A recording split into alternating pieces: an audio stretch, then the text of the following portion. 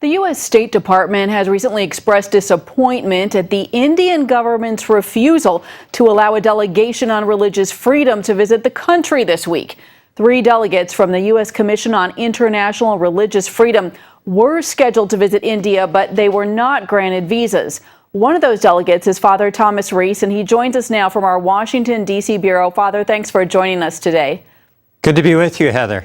What was the purpose of your delegation's scheduled trip to India?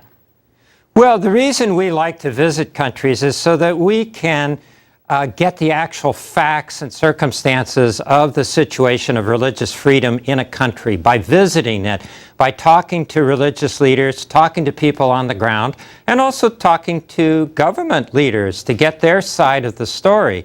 Our responsibility is to advise the President and the State Department on the situation around the world in terms of religious freedom. And India is one of the places that we wanted to get a first-hand view and understanding of the situation so we could be very fair and accurate in our report. Father, did the Indian government give any reason for not granting the visa to you?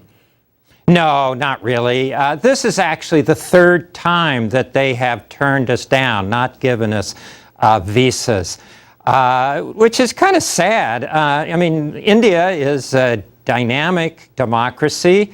It claims to be a non-sectarian state. It has pledged itself to international agreements on religious freedom. So what is it hiding? Why isn't it willing to have us come and look at the situation? And what is the situation that you wanted to look at? What are the concerns about religious freedom in India? Well, one of the biggest concerns is there's a lot of interreligious conflict and violence going on. There have been situations where thousands of people have been killed in conflicts between Muslims and Hindus. We've seen situations where churches have been burned, been attacked by mobs. And sometimes the police are there and they're just standing by doing nothing or, participating. This is not the way governments should act, not governments that are committed by their constitution and international agreements to protecting religious freedom. And what have you seen with Christian churches as targets in particular? Is the violence there increasing? What's going on with that? Well, what's most disconcerting is that recently there's been a lot of Hindu nationalist groups that have been pushing an all Hindu India agenda, basically telling Christians go to Europe. India is only for Hindus. Telling Muslims go to Pakistan. And so we've seen that kind of atmosphere, that kind of rhetoric, encouraging radicals to attack churches, to disrupt religious services, to actually injure and rape people who, Christians and others who, don't follow the same faith they do. This is just terribly unacceptable. And some of these groups, frankly, are groups that support the party of Modi, and he needs to speak out against it. He needs to condemn it. And not just in English to the international press, he needs to do it to his own followers in the local languages that they understand. What is your hope at this point going forward? You have not received visas. You've applied multiple times. What's the plan now? Well, our plan is to do our report to the best ability that we can. We have other sources of information, obviously newspaper reports, NGOs and other groups, religious leaders who come and visit us in Washington and report on what's going on there.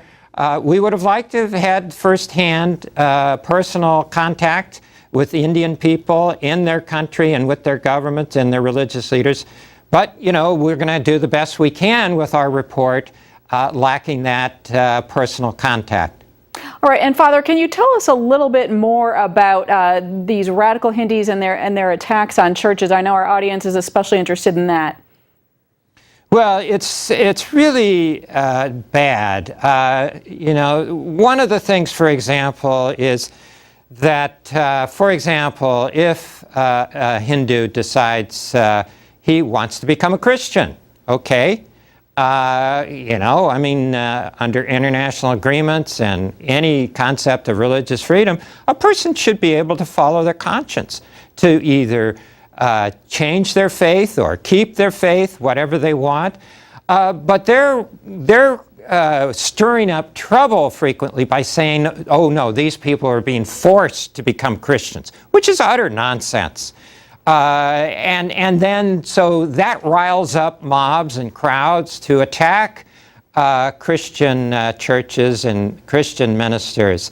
This is the kind of thing that we're very concerned about. All right, Father Thomas Reese, a lot going on, a lot to pray about. Thanks for joining us.